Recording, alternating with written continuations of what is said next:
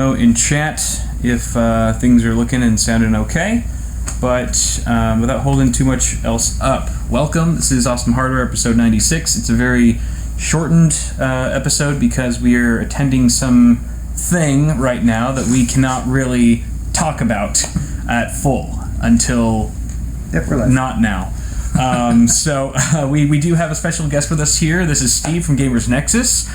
They have a website as well as a YouTube channel. I've actually pinned you guys on my featured channel list on my channel, so you guys can find them very easily through there. I should do that. Because I'm a better friend than Paul. And if you guys missed Paul's half of the show, which just aired, you can go ahead and head over to youtube.com/PaulsHardware. You didn't miss much. The link.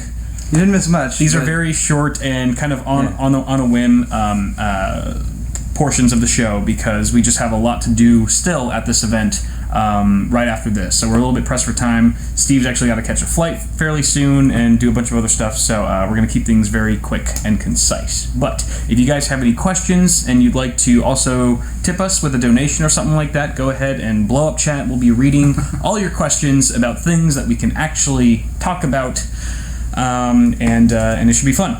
I think Steve had a couple topics that we already discussed on Paul's half of the show. I think that was probably all of them. Or did you have any more? One more, I guess. Okay. I don't know a whole lot, so full disclosure, I don't know a whole lot about this one in terms of hands-on experience, but I've been reading a lot of news lately about the Intel Atom CPUs that are used in several NAS products, like what Synology ships. And so some of those have issues, some Mirada issue where they just slowly eventually die. And Synology said that all of their NAS units, like the DS15, 15 Plus, and all these other ones that are popular, have passed all of their internal requirements for a quality product. So there's no recall or anything, but they've extended the warranty by 1 year on a huge list of products. So nothing's wrong, but here's an extended warranty. Right. So what has actually been happening to them? I don't know the full details, and I'm sure someone has followed the news closer, but there's Intel Atom CPUs like the C2538 that have some errata issue where they just die. So if that happens in your NAS, Synology's saying that they've seen nothing historically with their units that would be affected, that would indicate like data loss or anything risky like that. But they've extended the warranty anyway, so interesting. Imagine if you had like a complex RAID configuration and your processor in your NAS died. That might be slightly difficult to I guess it depends what the problem is. Like, hopefully you can just buy the same unit and plug it all back in. Right. But I guess it depends on exactly what speed and read and written at that time. That's a good point. Yeah, I've had my share of failed attempts at rebuilding a RAID array after whatever controller it was originally on had some issue that happened with it. But all right, well, there's anyone who's got one of those Atom processors. Look into it. Yeah, and I want to check into that, especially if you have really important data on your NAS. Yeah. Sweet. All right, hey, we got a $5 donation from Richard Dorch. Thanks, Richard. Sweet. Here's $5 for you too, Kyle. Woo! I'm super stoked for Ryzen because my X58 Sabertooth it just scrolled up. Wait, where did it go? I can't go up anymore. Sabertooth /X5670 at 4 gigahertz is getting pretty long in the tooth. LOL, keep up the good work. Yeah, we're pretty stoked for Ryzen as well, Richard. We're very stoked for Ryzen. Incredibly stoked. Yep. Can't wait to learn about Ryzen and stuff. Also $3 from Josh, rocking an R9 Fury, he says, at 1080p, and want to move up to 1440. Should I go ahead or wait for Vega to get a 1070? So go ahead and get a 1070 now or wait for Vega. Vega, AMD has promised will launch in the second quarter. That's what they've said publicly recently. First half, so yeah. So we're expecting probably Computex timeframe is what I would guess for a launch like that.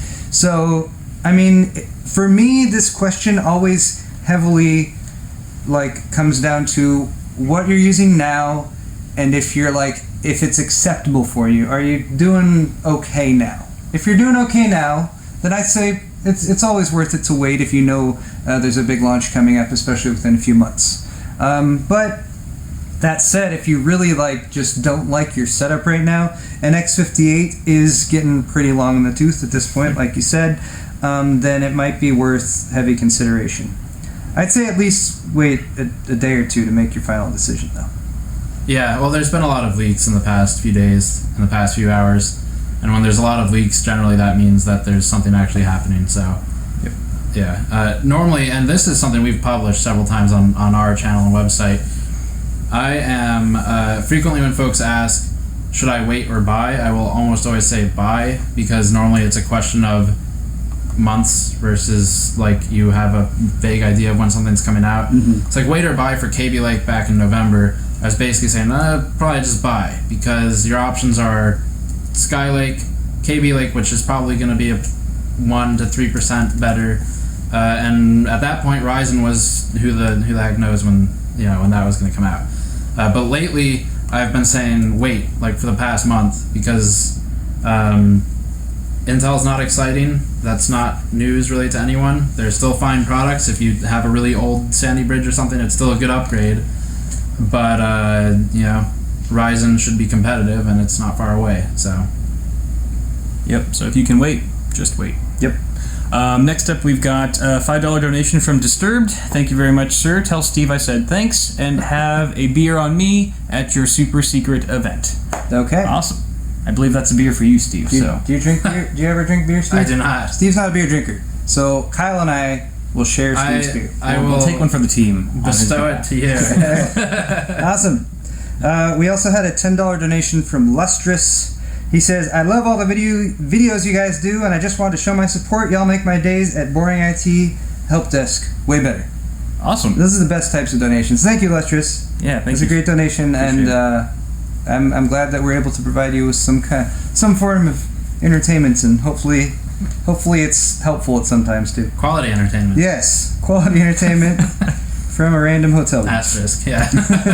So quality that we have to keep adjusting the ISO every 5 minutes as the sun goes down. Yeah. We don't have studio lights. We're looking pretty orange right now. I didn't really have time to do much good white balancing between halves, but it's okay. They can still see our faces. yeah, we're alright. Bare minimum. Okay. Let's see. No blinking in the camera. Oh yeah, we're supposed to be blinking Morse code signals to the true people who are looking for that kind of thing. About what? We're not hiding anything. Are we? I don't know. Did we? Given how slipshod just the setup of this live stream was in general, if you guys had any ideas that we were trying to sneak some hidden message or planned thing, there wasn't much time for that. Yeah. Find all 15 Easter eggs in this shot. Yeah. Never know what's gonna happen there. Well, this painting, clearly, as we've been discussing. The painting is the biggest hint, really in this shot right now. If you guys have to enhance, and read between the lines. No, but seriously though, there is actually a secret there. Yep. Go ahead and screen cap now. Who knows what it really means? You just screwed over so many people, because they're all going to be doing that now. You know it. Illuminati. Alright. Oh wait, we have another donation. $1 from Automatic Matt. Thank you, sir. Chat. Stay still. I wish you all a great trip, and seriously, Kyle, can you charge $3? Wow, you're just asking me to charge you more money. And side panel cleaning tips. We already gave you some, I think. Yeah, it was that may have been during the looping audio, though. I don't know. Oh, perhaps. I wish you all a great trip, and seriously, okay, yeah, I'll say the same thing. So basically, what we were suggesting is just use regular glass cleaner. I mean, it is a piece of glass, so anything that works, to your liking for regular glass products would probably do just as well on tempered glass. Yeah, microfiber cloth, and yeah, we said I might have to show that gloves. I mean, if you're really serious about getting your system set up and you want it pristine, you just got to use gloves or something like that to prevent the fingerprints. Yeah. And the pain in the ass is the little thumb screws that you use to put on the tempered glass, because you have to basically use your fingernails unless you just get a bunch of thumbprints all over it, fingerprints all around. But and so his question about what you're charging for your premium channel, though, Have you I think right now $1.50 is an introductory price for people, because it's very minimal. It's it's almost nothing to a lot of people. Right. Just sure, we'll throw that on there for a monthly subscription.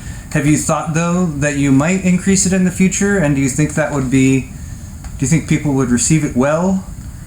I think you did a good job with the launch and describing how it works and everything like that. And I think the response was pretty positive. I think there's potential for, because I mean, as the channel grows, I mean, obviously $1.50 is not going to be the same amount of money as it was, you know, when I'm just a one-man operation. Like I explained in the launch video, I'm in the process of hiring my wife, trying to get a dedicated studio space, and none of that stuff is cheap, and that's expensive. just 5% of all the costs, you know, that are there for the channel to operate smoothly and stuff. So yeah, definitely. I mean, in the future, people are saying, like as we saw in chat, that $1.50 is almost too reasonable, and you know, it doesn't really.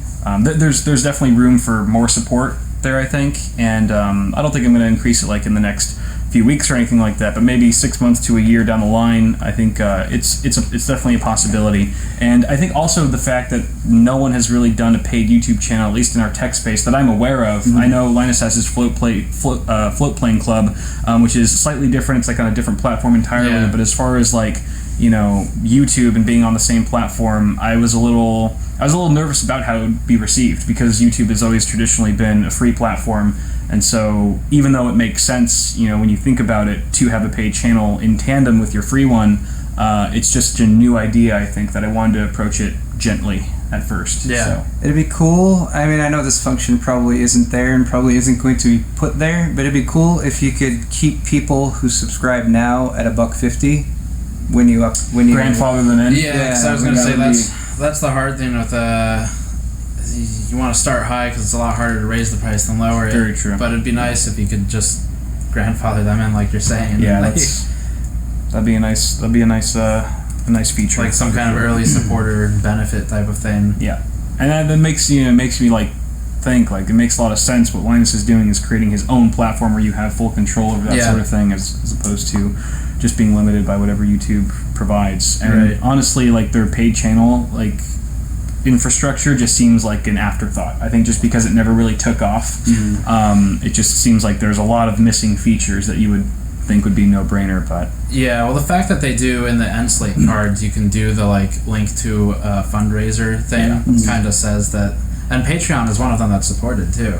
Oh, really? So it's just like you know, I guess YouTube acknowledges that their version is not that popular. Yeah, very true. At least they know what's going on. All right, we have 4 donations now. I'm going to read this first one that came in because it's here right now. $1 from Luke F. Thank you. Yes, but FLOATPLANE has better bitrate and image quality. Luke, is that Luke Frenray? No. Luke F. No, that'd be Luke L. That'd be Luke L, but maybe it's his pseudonym or something like that. Maybe Luke watches every single episode of Awesome Hardware, just waiting for us to mention something about Linus Tech Tips or FLOATPLANE, and then we're just modeling us on how not to live stream. That is true. We were talking to Linus about FLOATPLANE last night, and that is something that they have done to make it a more appealing platform for people who want an alternative to YouTube, something that doesn't have ads, and something that they can contribute to sponsors for. So Linus, actually, it seems like they've got a pretty good handle on how they want to arrange things and everything for FLOATPLANE Club, and it seems very interesting. I haven't checked it out myself, but he did say like the audio bitrate, they do like 192-bit audio, which is often a big issue for YouTube videos. The audio can often get quite compressed and sound pretty mediocre, or it's just recorded in a hotel room with a lot of echo and all that good stuff. But yes, that is definitely something to consider with FLOATPLANE Club. I have 3 more donations here that I copied and pasted. All right, $5 from Tech Life, LYFE. Wave to the camera and say hi, John, like Ron Burgundy. Is that directed to all of us? Or? I don't know.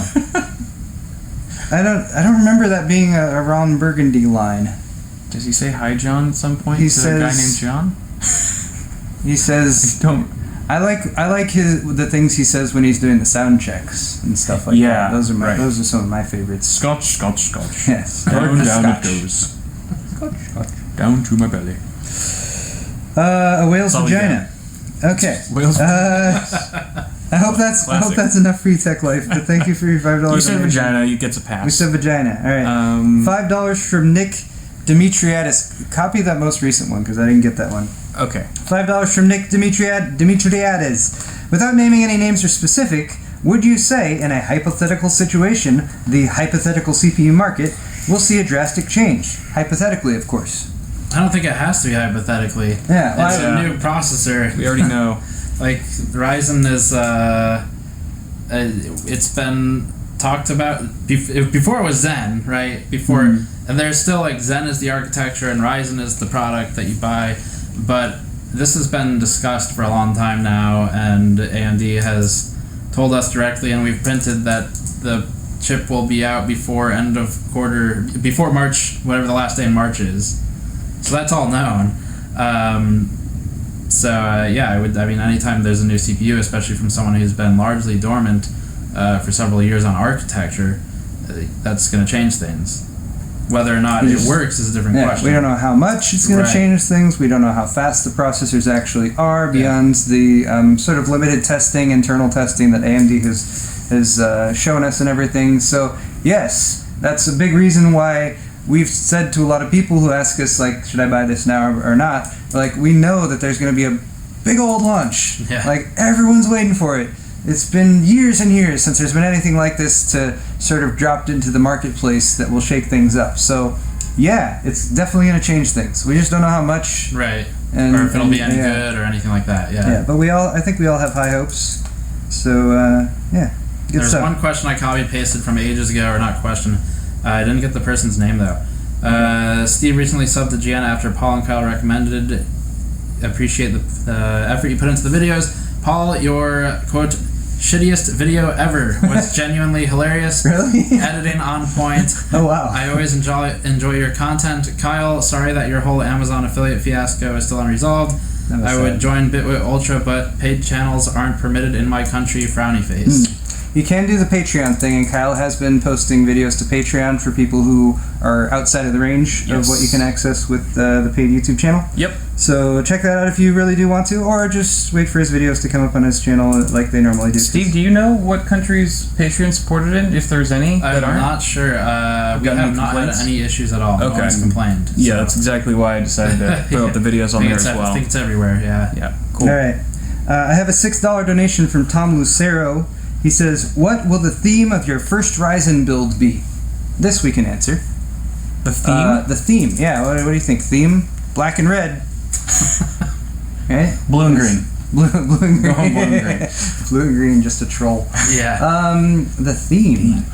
I haven't thought of a theme yet. I feel like the first builds will just be like, here's a build for X dollars that you had to spend a lot more on last year to get equivalent performance and that kind of thing, and maybe make things match a little bit. But I don't know, like themed computers. I really like those like special builds they have, and when you go to events and they have like Computex is really good for that. This like a Gigabyte had one there that was like a yellow tractor thing kind of. Oh yeah. There's a lot of great. They always have a huge amount of case mods. Yeah. At their suites. Scratch builds and stuff like I'm sure that. we'll see some pretty nice ones at Computex too. I saw one. Yeah, I saw one linked yesterday, I think, and now I can't remember where the hell it came from. It was a wine. It was a water-cooled build with wine. So the fluid in it, I believe it was actually wine that they used. And in one side, it had casks on the bottom. I wonder how that was for thermals, actually. And I was wondering about the kind of dark red liquid going through. And then on the opposite side, because it was one of those two-chamber cases, they had set up just a wine bottle at an angle where the liquid came in, so it was pouring the wine out into a wine glass, and then that cycled back into the loop. Damn, that's nuts. It was kind of cool. And yeah. Wow. I looked up thermal conductivity of wine. I've got the glass material that wine is often contained in, i.e. a glass. I got wine and its specific heat at a constant volume, but I do not have the thermal conductivity of wine. Well, so unfortunately, this will have to be benchmarked later. And you got to test like white versus red. That's true. Rosé, different properties. There's lots of different varietals that you can go into. I got a couple more. Yes, a couple more donations here that I'll run off fairly quick for the shorter ones. Stellar from Super Assassin 95. Kyle, Kyle, when will you be releasing more hoodies? Probably in the next month or so. I have to figure out exactly how quickly the initial batch sold, so I can part out like the inventory, like how many I'm going to get more. There's an $8 donation from a while ago. Bryant Alvarez. Yes. Do you want to read that one? No, go for it. Wanting to do my first build later this year and hoping AMD will bring down those Intel prices with a budget of $1,700. Do you think an Asus Prime Z270AR ATX motherboard is a solid choice? I'm wanting to pair it with a GTX 1080, an i7-6700 does not say it's a K-SKU. Or should I go more substantial motherboard in that price bracket? Q of the great word. I mean, like, the motherboard to me is usually a little bit less of a factor in that. I mean, when you look at the motherboard, you're going to be looking at connectivity, so like M.2 slots you have in there, SATA ports, maybe additional features that might be added on. There's lots of those available and also stuff. Just realized I missed this as I was reading through it. i7-6700. Yeah. Was Z270, so it's... So you might... I mean, I see no reason not to get KB Lake if the price is within 10 or 20 bucks. I would get a 7700K instead of the 6700K if you're buying it outright. But yeah, like we've said to a few other people, it's probably going to be worth your while to sort of see what the marketplace looks like in the next, say, week to month and a half. That's how long we have left in Q1, and that might shake things up a little bit, give you more options, to look at the AMD side as well as the Intel side, or if nothing else, maybe the Intel prices will come down a little bit, and you'll see better options there. But yeah, I wouldn't concern myself too much with the motherboard. I feel like if you're worried about overclocking, most motherboards that are at least $150+ they're fine. Unless you're really serious. They all OC just the same. Yeah, unless you're doing LN2 or something crazy. I feel like at a certain point past that, it just becomes about aesthetics. Yeah. Like they just spend more, like they put more fancy shit on the heat sinks and things like that, RGB LEDs. And you should make sure that you have RGB LEDs though. Of course. Yeah. You gotta have that. Obviously. If you want your computer to be fast. That is. Okay. There was a $20 donation from Jab Rhino. Thank you very much for that. Steve, he says. That was all caps. So I read all caps. In that voice. Steve, love your hybrid builds. Great stuff. Yes, guys, check that out. It's Steve.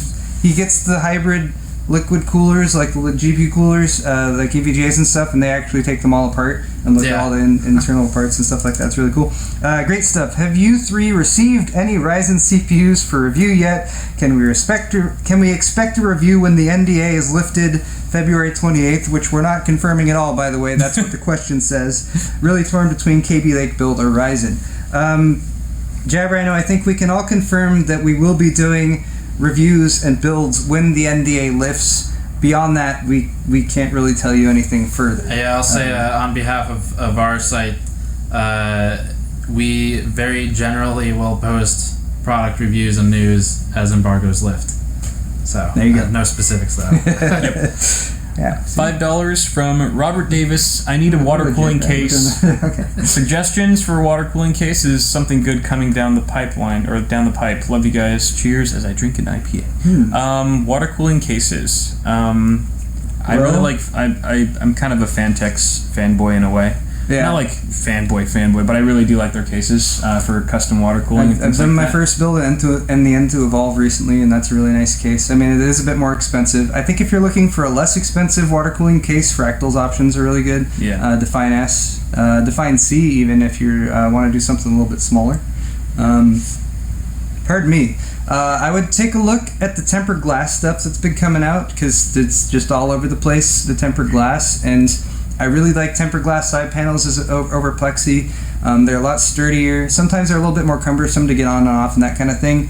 But if you get a plexi side panel and 5 minutes later you got micro scratches on it, like it's impossible to not mess those up in the least as you're doing a build. And if you're doing a water cooled build, like you're gonna want to look at it, right? Like that's a pretty big, I think factor for a lot of people who are investing in a water cooled solution. So you want to have, something presentational there. So I'd take a look at those, and there's options from Corsair, NZXT, Fantex, literally everywhere. Yeah. In Win, I think, also take a look at theirs. Even Silverstone, they're not normally big on the aesthetics stuff. Yeah. Silverstone too. So yeah, check those out, I'd say. And any other standout cases for water cooling? For liquid cooling, I mean, Thermaltake is big in liquid cooling, of course. Oh yeah. If you like the P5 and the P3 are nice. It's very straightforward. I mean, it's like a wall and like some standoffs and the glass in front. It's basically a test bench, and you can mount it to the wall if you want. Which very is much kind of highlights neat. the build. Yeah. It's also a uniquely Thermaltake design case, which I always like to point out. Derived actually from the level 10 case that they originally did like years and years ago. It was one of the first really high-end builds that we did at Newegg TV. Really early on was the ultimate build with the level 10. And what they did with that when we were at Newegg was they basically took the most expensive part from every single category and made me build a system with it, which was really cool at the time. Yeah. Except for the air cooler that they chose was this really weird designed air cooler. So it's one that's like the base plate goes on like that, and then it has this heat pipe array that goes up like that, and then an orb style thing like this, but it's this way, and it costs like $100 at the time for an air cooler, and it sucked. Like it really, I was like, do I not know how to mount this properly? I remounted it like 3 times, but it was really just not a good performer. And it's because there was no like radiator mounts in that case, were there? It was an air cooler. Like liquid cooling was not. Closed loop coolers didn't even exist back then, I don't think. Sure. But not popularly, yeah. Yeah. So anyway, I went off on a tangent there, but yeah, the Thermaltake P5 and T3. Those are pretty nice cases. All right. What else we got? Anyone else have anything lined up? I actually have a few. Okay. $5 from Todd Vance. Great show as always, guys. But where's the beer? Great show as always. Yeah, we were kind of lamenting that fact as we were setting up, but we prioritized actually streaming over getting beer for the stream. So, yeah. We're going to a thing just after this, and they should have some beer there. So we'll, as opposed to paying like $12 for beer in this hotel. We'll pour one out for you guys. Yep. And of course we'll drink Steve's beer. Yeah, you got my tickets. All right, we just got a few minutes left. Okay, let's do a couple more here. $5 from Sean Bray. You guys give an astounding amount of guidance to new builders like myself. I recently built a new PC on Friday with the Core i7 7700K, EVGA Z270 for the win K, EVGA 1070 for the win with an 850 Evo 500 gig RAID SSDs. 100% with the help of Paul's Hardware and Bitwit videos. Min RGB, by the way. Minimal RGB. Yes, that was awesome. That was the biggest feature I think that EVGA was talking about with their Z270 stuff was no RGB LEDs. Yeah. It was actually really refreshing. Yeah, I want to point out that you called the lack of RGB LEDs a feature. Yeah, that's where we are right now. I mean, it's come that far. We're seeing the RGB pushback. That is a really nice build though, especially if you're a new builder or especially if that's your first time build. Getting the RAID configuration set up, that's beautiful though. But yeah, 850 Evo, 500 gigs in RAID. Ooh, I have a 1 terabyte RAID array on an Arctic Panther with 2 500 gig SSDs, and even though I've got the Intel 750 in there as well, it's not, the 750 is faster, like by a pretty decent amount, but I really like my terabyte RAID array. It's nice. It's just fun to say. Terabyte RAID array. Terabyte RAID. On that named. Sexy. Let's see, what else do we got here? $2 from Scat Blast. How is San Francisco this time of year? Scat Blast. We're not in San Francisco. I don't know what you're talking about. Yeah, that's where I said I don't know. What? That's where I said I am. No. Oh. You did? Sorry. Yeah. Oh, Steve might be that in wasn't San under Francisco. NDA. Yeah, well, we're actually in Seattle. Steve's actually just a hologram right now Yeah. from San Francisco. We're somewhere else, though. The weather in Chicago is great today. Yep. Not a big deal, of course. All right, wait. There was one there that I saw. Where $1 from Douglas Futrell. Where does one get the Steveism shirt? Yes. This one right here. Steve brought us these shirts. He had them made. After Kyle tried to leave it behind. Kyle, it fell out of my pocket. It was rolled up in my back pocket, and it just slipped out. That's what she said. Kyle was like, "Fuck this shirt," and he just threw it. Yeah. It's totally right. No, these are very nice shirts, and Steve brought them for us, and we love him for that. And we're encouraging Steve to maybe merch store. Yeah, you could probably at least extend this shirt. Yeah, more of those. That'd be nice. I don't know. Message us on Twitter or Patreon or something if you're interested, and I'll see what I can do. It's fairly simple to set up. We can put you in touch with our guy too. That would be cool. He does most of the work. Make it much honestly. easier. Yeah. Cool. All right. And yeah. I think, is that all the donation comments that we had? There were a couple more $1 ones, but we'll just go really quick. Luke, can you all stare at the camera and blink in unison to feed the hype? Okay. That's Not hopefully sure if if it was in unison. yeah, I know exactly. You might have to Because, like, pause it at just the right time. We're all blinking out different parts of the message. You guys have to put them all together. You'll have to import Literally. that into editing software. And then one more dollar from TV Chow. Can't donate the usual $5. College books have been burnt a hole in my wallet. Take this dollar, throw it at a hooker, stripper, or just admire it. I don't know. Fuck college books. College books, man. Sounds like That's a racket. That's a huge racket. Yeah. Yeah, it is. Like, it's criminal. yeah. Hopefully you can like sell them back after the semester. That's what I did. Got some of the money back. Yeah, you buy the book for like $80 at the beginning of the semester, and then you sell it back for like $5 at the end. It's like it's used now. The words are more difficult to read. Yeah, right. This is when you buy it. You Yeah, can only read them so many times. I know. like You've used up all the readings that these words can do. So, sorry.